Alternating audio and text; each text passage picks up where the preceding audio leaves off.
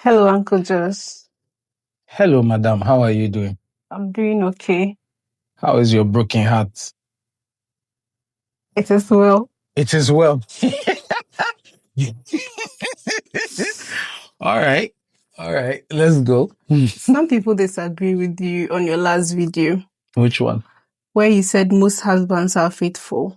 Okay. I mean, all right. Mhm. As for this, Uncle Josh, I disagree with you. All men cheat. All men cheat. Uh-huh. Do all men cheat?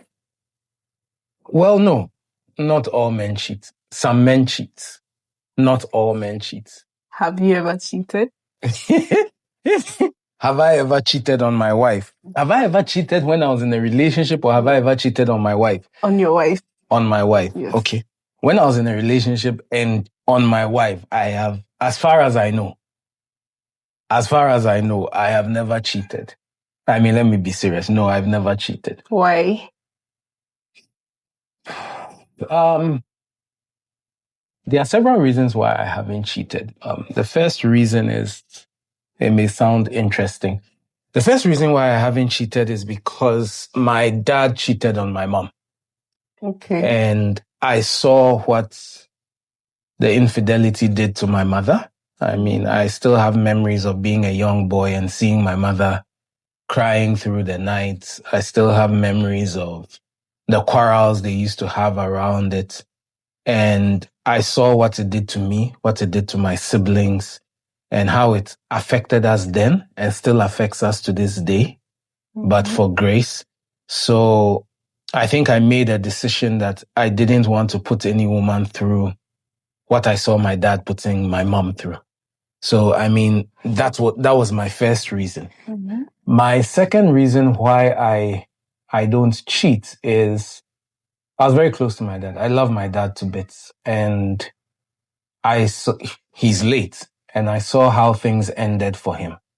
I saw a wealthy man who died alone, who didn't have people he could trust around, whose end was not as nice as it could have been if he had remained with a wife that he could trust, or a wife who had met him when he had nothing. The challenge about dating people after you have made it in life is you never know if it's you they love or it's what you have that they love. So I saw, excuse me to say, the miserable end to his life. And that made me realize that that void can never be filled with as many women. If you say one woman is not enough, 1,000 women is also not enough. So, I mean, those were, I'm talking about painful things, but those were some of the things. Another reason why I don't cheat is I have too much to lose. Men don't understand it. When you cheat, when you sleep with someone who is not your wife, you lose honor. That's why you'll see a 16-year-old girl shouting at a 50-something-year-old man because she's seen him naked. You lose money. Wealth that could have gone into advancing your dreams, your goals, your family is now funding another lady and her family and her rent. Then you become spiritually vulnerable. I'm a person of faith, and you become vulnerable. Scriptures say you price yourself like a loaf of bread. So that is it. Also, I love my wife. And I don't want her to go through that kind of pain. And I think the last thing, or the last major reason for me, is I want to give my children, both biological and adopted, a standard to live by, a standard to live up to. Is it easy to remain faithful? Not always easy. But I want them to have a standard to live up to and to be able to say that I want to be like that. So, yeah, those are the reasons why I don't cheat. You mentioned that it's difficult to not cheat on your wife. So what are some of the things you've done in the last 14 years of your marriage to be faithful? Yeah, I've been married for 14 years. Has it been easy to remain faithful? No. Okay. But I hear people use that excuse. But everything that is worth having, you have to go through some discomforts to keep.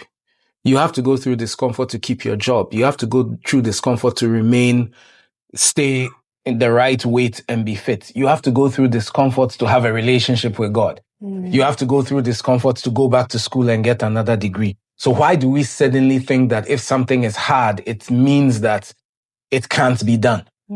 So yes, it's been challenging. Society today doesn't make it easy.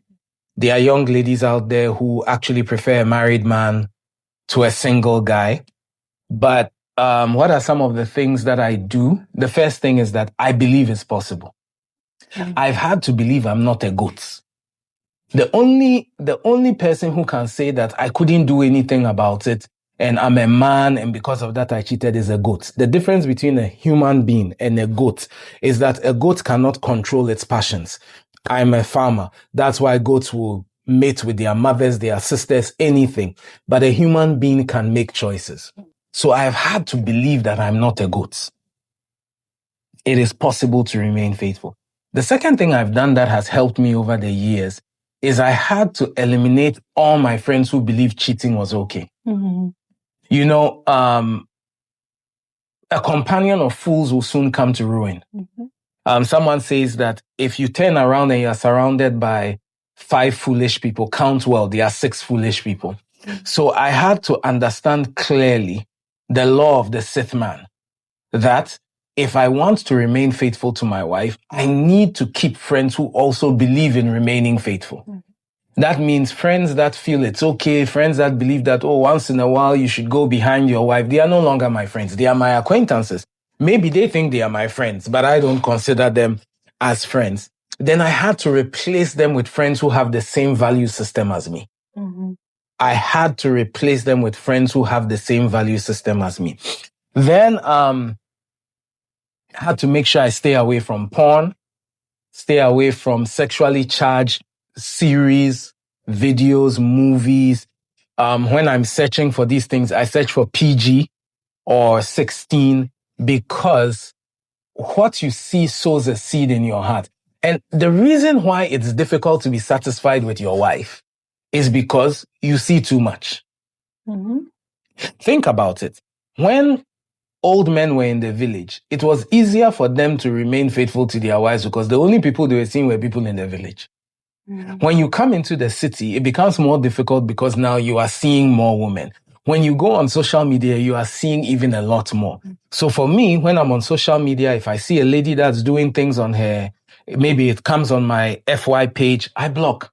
I don't skip over because the algorithm will bring such videos back to me. I will block it.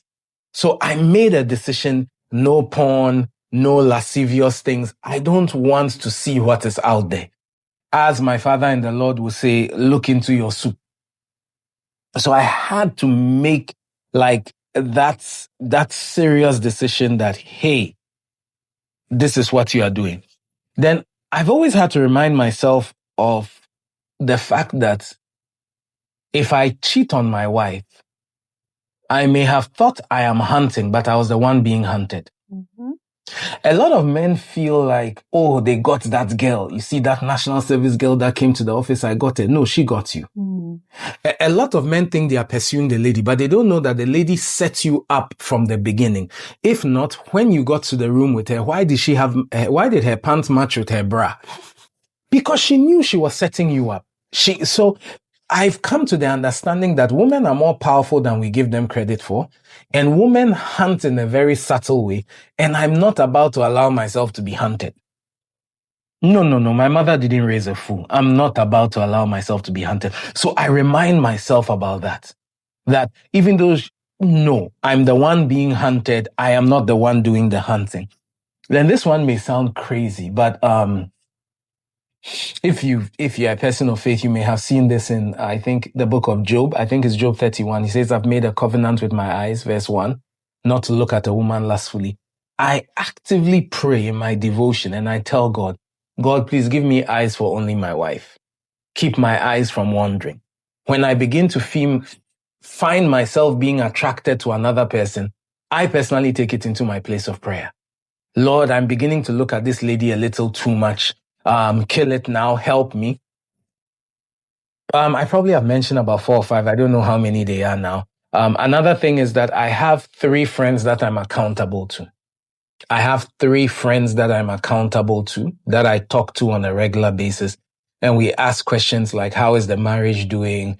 How are things? And they tell me theirs. So there are times I have to push them and say, hey, the way you started dropping this, your colleague on the project, it will bring a problem.